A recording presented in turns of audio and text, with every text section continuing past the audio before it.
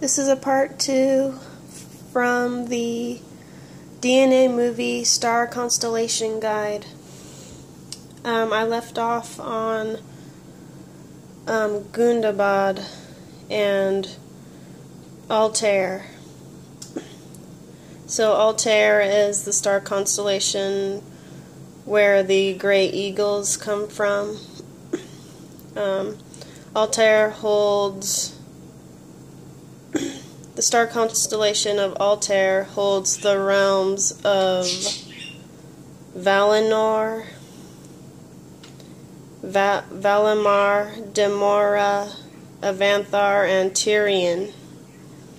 And these names right here are actually the stars from Altair. So let's see, so Valimar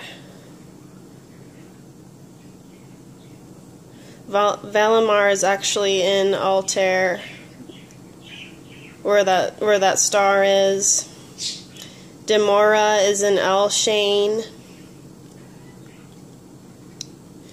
Avanthar is in Tarazed.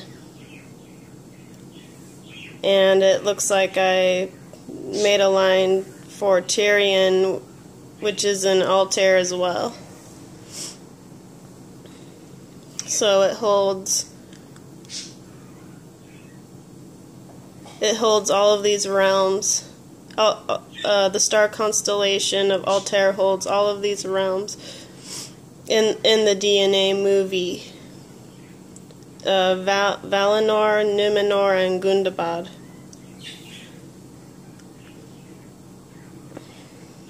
So altogether it holds about 7 or 8 realms from the Middle Earth realm in the DNA movie. So the Dwarnords are now taking back Gundabad as we speak within the DNA movie, and they're receiving help from the peoples of Harad. They're also receiving spiritual help from the souls in the Sirius star constellation, which is Harad. So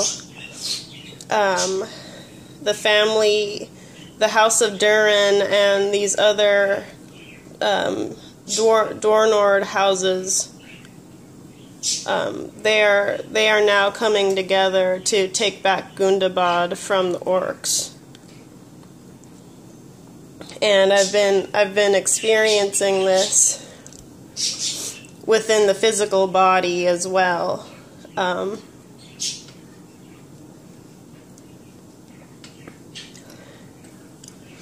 So there are definitely skirmishes and battles going on within the DNA. So I said here, Altair is the home of the great Altairi eagles, also known as messengers of Manwë. Altair maps regions from, and then I went over those. Those particular realms. Gundabad is where Durin the Deathless had his awakening, and Durin the Deathless is Archangel Orphael in the movie.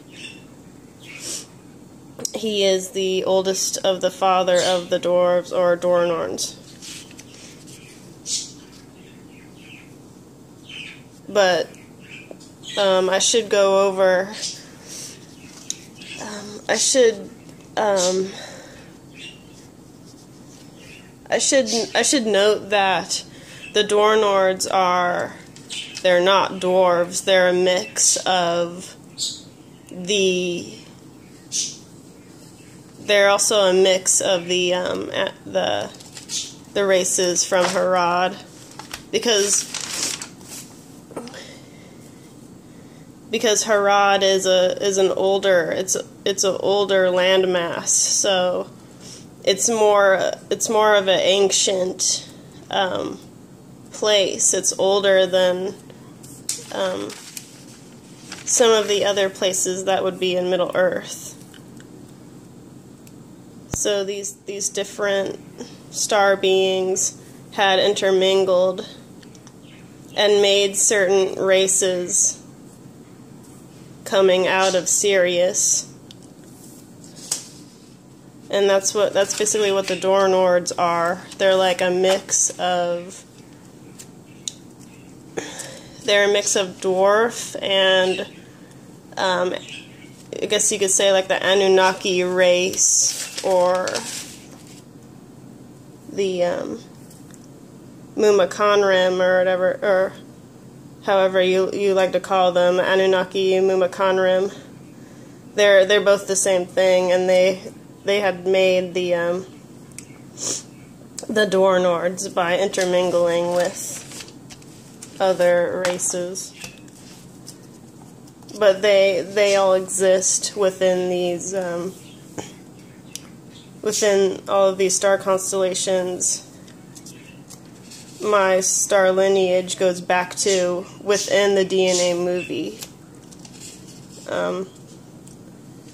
It can go really deep. The story is really deep, so there's a whole lot more to it. So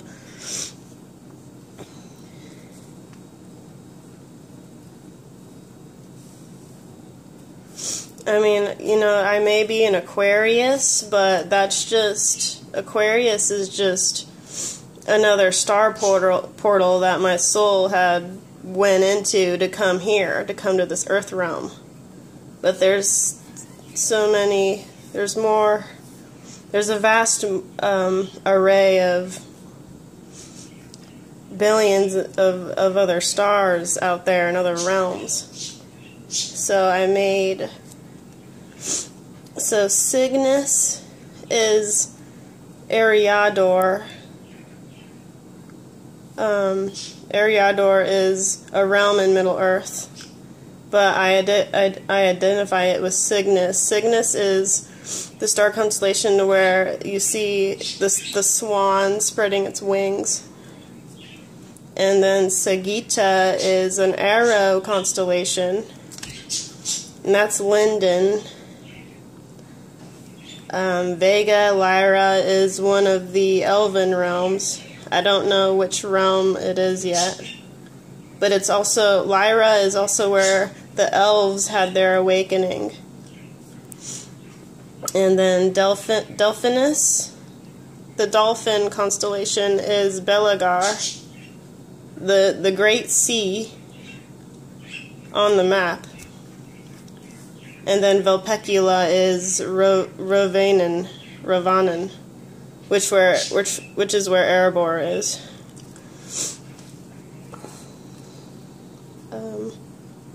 And other areas, like Dunland and all that. Okay, so we all know that the physical body is purgatory for our souls. It's a light prism for our souls. And then when you die, it just means split. It doesn't mean you're not moving anymore. It just means you split apart, splitting consciousness. And this is what has happened to me as a starseed. My consciousness just split in two. So you're actually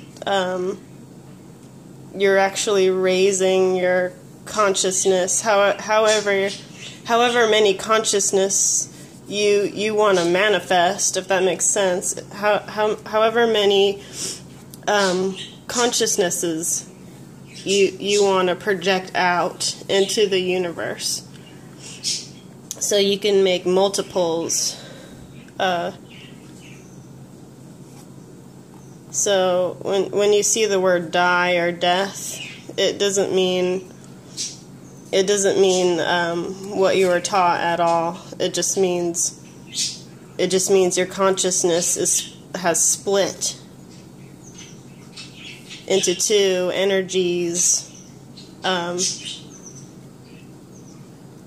what have you, with that.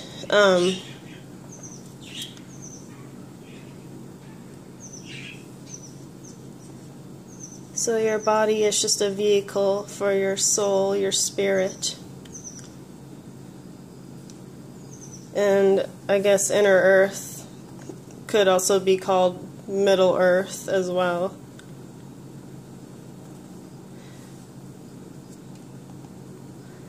So whatever is going on in Middle Earth, inner Earth is projected out into space. It makes sense because your body is also your inner Earth and your Middle Earth, right? So whatever you put in within your body, that's it. That's where your soul resides. So it can be projected out into space. You can manifest whatever, you can try and manifest whatever you want to think about from your vehicle where your soul is. So that's what you see. It's basically you're seeing yourself in a different form. You're you, but you're seeing yourself differently in a different form. So whenever you see another person, that's you. Whenever you see a tree, that's you. Whenever you see a dog or a wild animal, trash on the ground, that's you. Everything you see outside yourself is also you.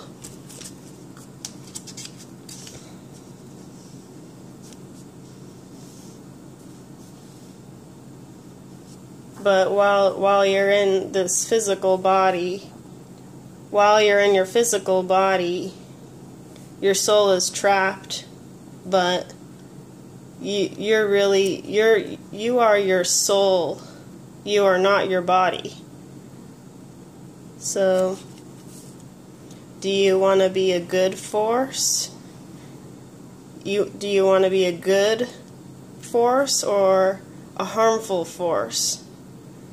It all depends on your free will, your soul.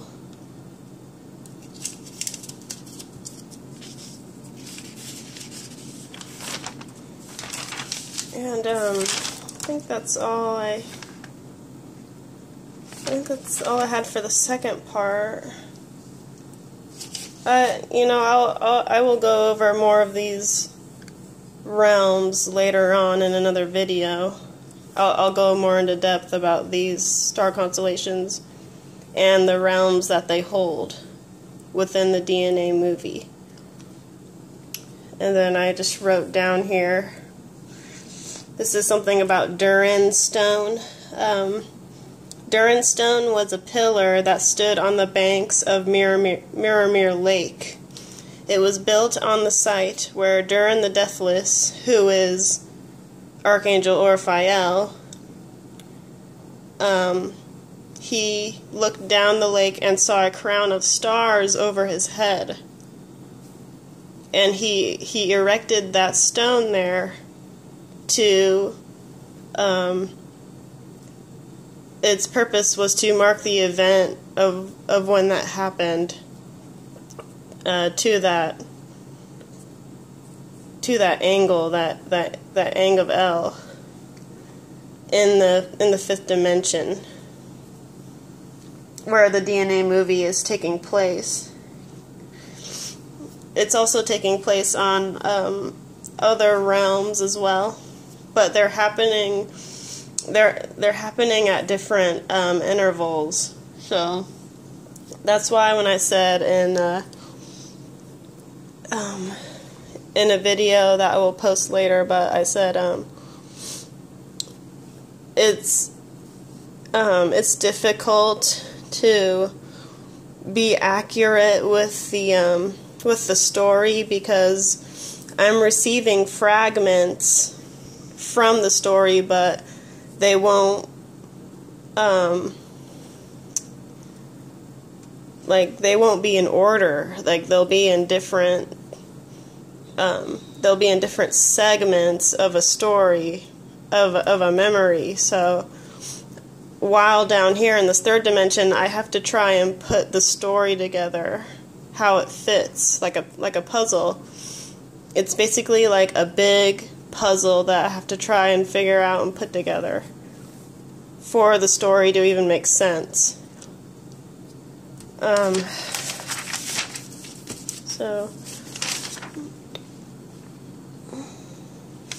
Okay, I want to go more into Durin the Deathless. He was, I guess he was the first individual who had, who was created or something. I guess I need to go more into that. I need to go more into him.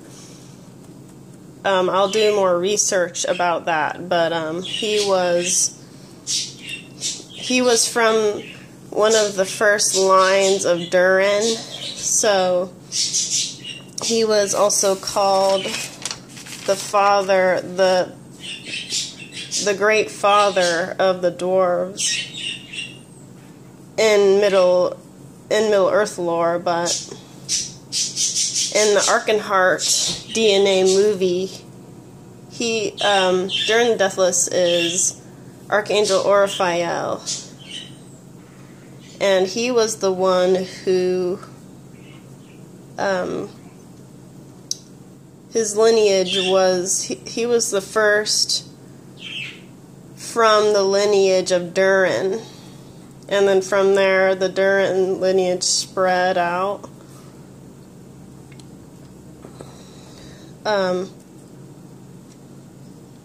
So Durin the Deathless had his awakening at Gundabad. That's why now in the DNA movie he's trying to help the Dornords take back Gundabad, because that's where he first had his awakening. So it's been a while. So it's, you know, since the orcs had overthrown Gundabad, and it's been a long time since anything has even happened. So my star family, they are also taking part in this battle to overtake Gundabad from the orcs, just to have that universal vibration, just to make that universal vibration right again.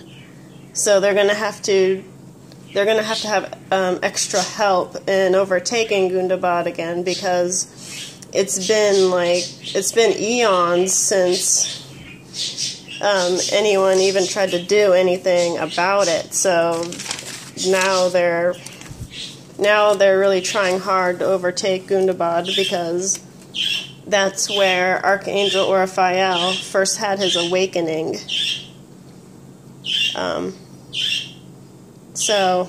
And in that time interval, I had my awakening as well. So that was kind of like in where the year 2012 had happened, in that time range, somewhere in between there.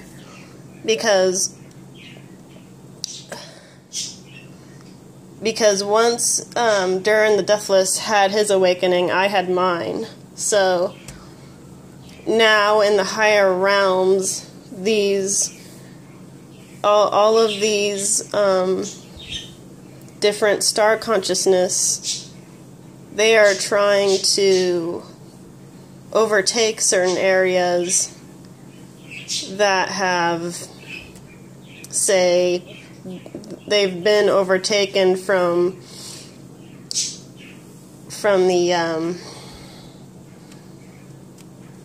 the evil forces.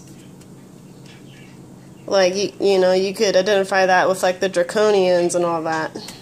It's just now time for it's now time for the light to flood in again, because we're going through that age of we're vastly we're quickly approaching the age of Aquarius. So now it's time for the knowledge and all of the light fragments to come in again in these different realms that are within the DNA and that is within space. See, if you're going to be your higher self, you have to try and project your imagination to spread light, to spread that healing vibration that everybody needs. Because now is the time for the overthrowing and the conquering. You see what I mean? These different beings they're doing that now, and they're receiving spiritual help within these other realms here, just to make the frequency and the vibration right again from the evil forces that are trying to. They're holding on. See, they're clutching on now, because they now know that their time is quickly over. It's coming to an end. Now that the light of the knowledge of the light is coming in now and overtaking these specific places that where the distorted frequencies are. So the evil forces are going to try and do everything they can to hold on for as long as they can, but it's going to be over here pretty soon, you guys, because you are here. You're embodying a human body to project out these certain thoughts to help these beings. To help these realms. You're supposed to spread your good, your soul energy. You're supposed to, as a starseed, you're supposed to spread your soul energy to these different dimensions to help these beings. And they can be whoever you want them to be as you go within your higher self. I've just made these star beings the beings from Middle Earth, because that's where I resonate. That's where my match is. See, I'm matched with these beings because we're on our energy is the same and our frequency is the same. So I'm matching up with these beings. And I am making them fight within these realms. Well, I don't know if I am, but I know that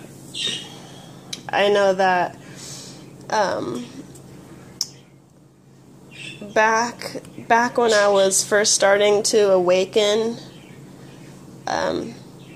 say 2012, 2013, my main focal point, my main spiritual focal point was Archangel Raphael.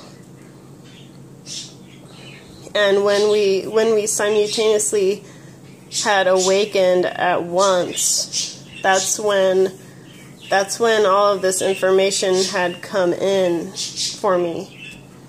I just had to put the pieces together, the story together. But I also have to say that Archangel Raphael, he is an angle, he is a certain type of angle of light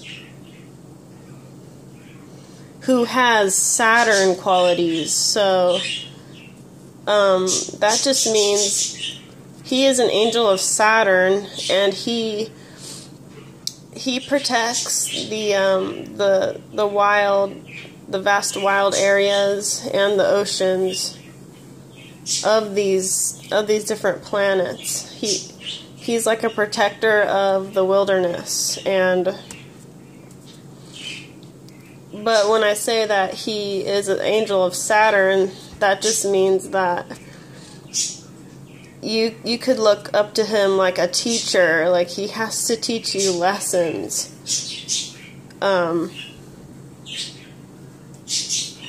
He is an all-knowing angel, but you have to learn from your karmic lessons in order to get something right. In order to do something right and to not make mistakes all of the time. That's how you become. That's how your thoughts become ascendant. Is if you learn from your karmic lessons that you're supposed to go through.